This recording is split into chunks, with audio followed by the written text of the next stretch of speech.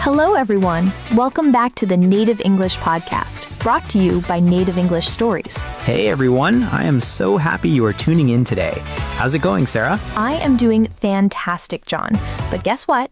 I spent my entire night reading a book that completely blew my mind. Oh, wow. Seriously? You stayed up all night reading? What kind of book can keep Sarah awake past 10 o'clock? Hey, I like my sleep, but this book was different. It is called Sapiens, A Brief History of Humankind by Yuval Noah Harari. Have you heard of it? Sapiens. Wait a second. Isn't that the super famous book about how humans became the bosses of planet Earth? Exactly. That is the one. It explains how tiny, weak apes in Africa turned into the most powerful creatures on the planet. Wow, that sounds huge. Honestly, when I look at myself in the morning, I do not feel like the boss of planet Earth. I just feel like a guy who needs coffee. That's funny. But seriously, John, think about it. Thousands of years ago, human beings were not very strong. We did not have sharp teeth, we did not have giant claws, and we could not run super fast like lions or cheetahs. Oh dear, that is so true. If a tiger chased me in the forest back then, I would be a quick lunch. So how on earth did humans survive and take over? That's the big question. According to the author, our superpower was not physical strength. It was our ability to cooperate in very large numbers using our unique imagination. Huh? Imagination?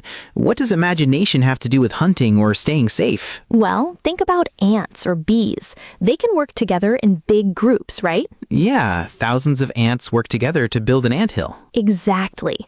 But they only do it because of instinct, and they cannot change their behavior quickly.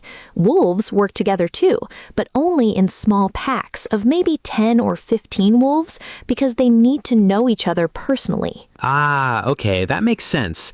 I guess wolves do not invite random stranger wolves to their dinner party. No way.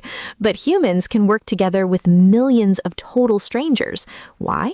Because we can create and believe in stories that only exist in our minds. Wow, stories? Like fairy tales? Not just fairy tales, but huge shared ideas. Things like money, countries, laws, and companies. Wait a minute, Sarah. Money is just a story? I have a green paper $20 bill in my wallet right now. That feels pretty real to me. Okay, test it.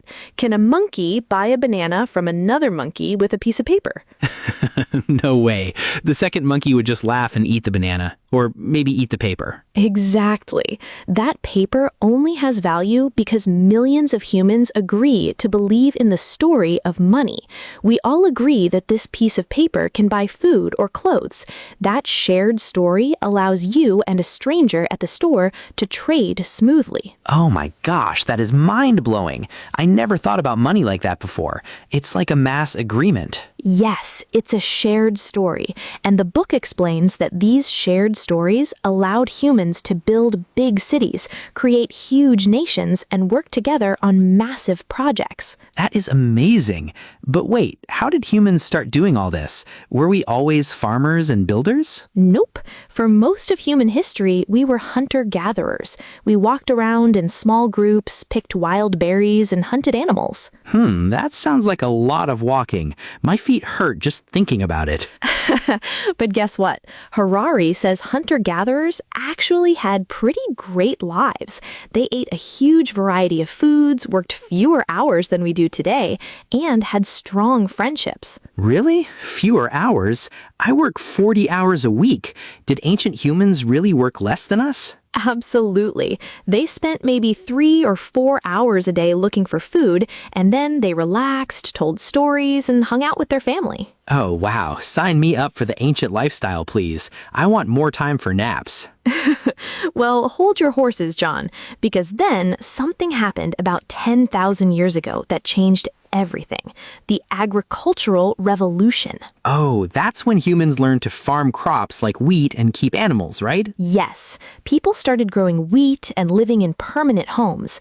Most people think farming was the best thing ever for humans, but the author makes a shocking point. A shocking point? What do you mean? He says that farming might be the biggest trap in history. What? A trap? How could growing your own food be a trap? Well, think about it from the perspective of Thomas, a farmer back then. Before farming, Thomas ate fruit, nuts, meat, and vegetables. He moved around freely, but once he started farming wheat, he had to work from sunrise to sunset every single day. Oh dear, pulling weeds and carrying heavy water buckets under the hot sun? Exactly. And if the rain didn't come, his whole crop died and his family starved.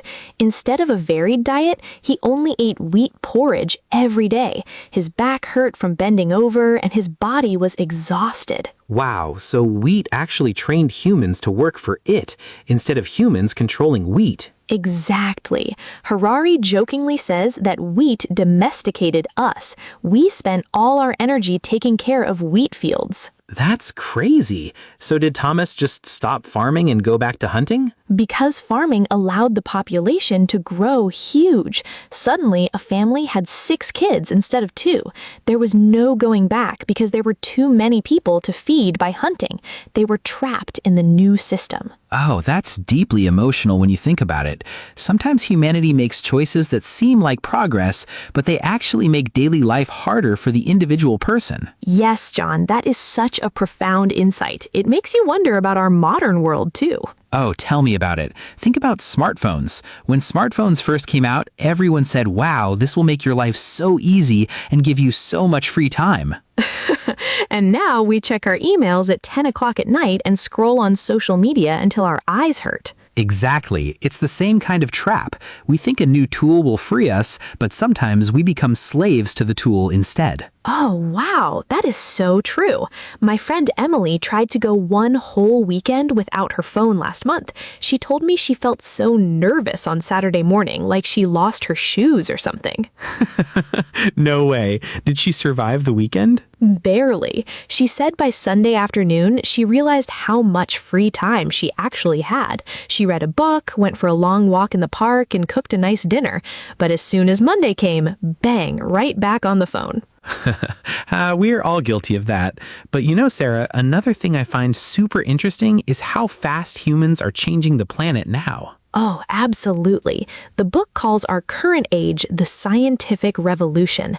In just the last 500 years, human power has exploded. Yeah, we went from riding horses to landing on the moon, building supercomputers, and connecting the whole world with the internet in just a short time. It is incredible, but Harari asks a big, heavy question at the end of the book. He asks, we have become like gods, but are we actually happier? That is a serious question. Are we happier? Think about it. We have warm houses, endless food in the refrigerator, fast cars, and modern medicine. If ancient Thomas from 10,000 years ago saw your living room, he would think you are a king living in magic. That's true. He would see my microwave and think I am a powerful wizard. Right. But even with all these amazing inventions, do modern humans feel completely happy and peaceful every day? Honestly, no. People still feel stressed, lonely, worried about money, and anxious about the future. Exactly. Having more power over the world does not automatically make our hearts happy.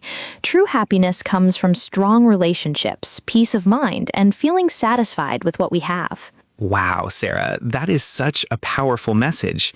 It really makes you stop and think about what matters in life. It really does. That is why I loved this book so much. It makes you look at history, society, and your own daily life in a completely fresh way. Man, I am definitely going to borrow that book from you after we finish recording today. Deal. But before I lend it to you, it is time for my favorite section of the podcast. Oh, you know it. It's time for our word tour.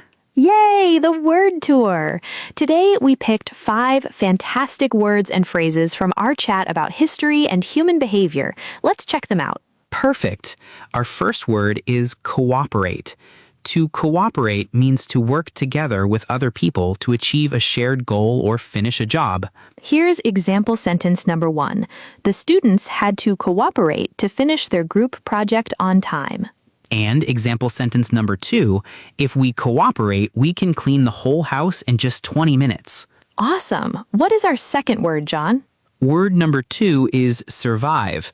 To survive means to stay alive, especially through a dangerous, difficult, or scary situation. Example sentence number 1.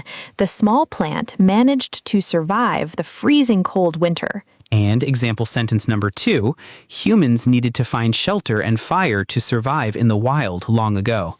Great job. Phrase number 3 is take over. To take over means to take control or power of something, like a place, a company, or a position. Example sentence number 1, the new manager will take over the store next month. Example sentence number 2, in the movie, giant robots tried to take over the entire city. Giant robots. Oh dear. Okay, word number 4 is permanent. Permanent means lasting for a very long time or forever without changing. Example sentence number 1. After traveling for 3 years, Mark finally found a permanent job in Chicago. And example sentence number 2, please do not write on the whiteboard with a permanent marker. Oh, I made that mistake once. It was a nightmare to clean. Classic mistake. And our 5th word is profound. Profound means showing deep thought, great knowledge, or having a very strong impact on your mind. Example sentence number 1. Reading that book had a profound effect on the way I view the world. And example sentence number 2, the teacher shared a profound thought that made all the students stop and think. Wow, those were 5 super useful words for our listeners. I hope everyone tries to use at least one of them today. Absolutely. Write them down in a notebook or say them out loud right now. So, John, after talking about Sapiens today, what is your biggest takeaway from our whole conversation? I think my biggest takeaway is that we should never take our lives for granted. We live in a world built by millions of human stories before us. But we also need to remember that gadgets and power do not bring happiness. Connecting with real people, sharing laughter, and living simply is where real joy lives. Oh, that was beautifully said, John. No matter how fast the world moves around us, taking time to slow down, care for others, and appreciate the present moment is what makes life truly special. Exactly. Step by step, we can build a happier world for ourselves and those around us. We hope you enjoyed today's episode and learned some exciting new English words and ideas today. Absolutely. If you enjoyed spending time with us, please do not forget to like, comment, subscribe, and share this podcast with your friends and family who are learning English. Your support brings a big smile to our faces every single day. Thank you so much for listening to us today, everyone. Yes, thank you all. Have a fantastic day and keep practicing your English. This is Sarah. And this is John. And you've been listening to the Native English Podcast, brought to you by Native English Stories.